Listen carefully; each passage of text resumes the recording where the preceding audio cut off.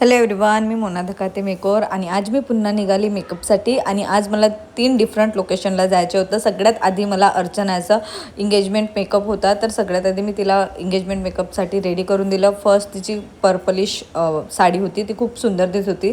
Second तिचा outfit off white कलरचा लेहंगा होता, त्यावर तिला हेअरस्टाईल चेंज करायची होती, बट ते हेअरस्टाईल तिला आवडतच नव्हती आणि तिच्यावर सूटही नाही करत होती, म्हणून मी तिला आधीच वन साईड दिलेला होता। त्यानंतर तिची हेअरस्टाईल चेंज केल्यानंतर पण तिला नाही आवडली, पुन्हा मी तिला वन साईड दिला।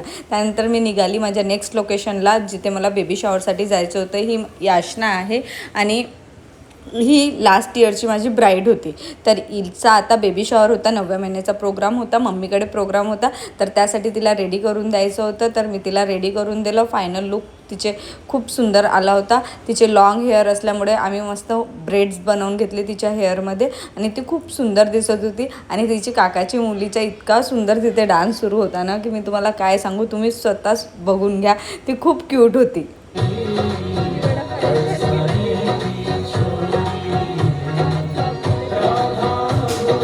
तिचा डान्स झाल्यानंतर आम्ही पुन्हा निघालो आमच्या थर्ड लोकेशनला। ही रुपाली आहे, हिचा आज मेहंदी फंक्शन होता, त्यासाठी 2 आर्टिस्ट कसे सोबत काम करतात अंडरस्टँडिंग करून ते तुम्ही या व्हिडिओमध्ये बघू शकता। हिचा फायनल लुक पण खूप सुंदर झालेला होता, बट मेहंदी व्हायची होती म्हणून मी व्हिडिओ नाही घेऊ शकली। चला भेटूया नेक्स्ट व्हिडिओला।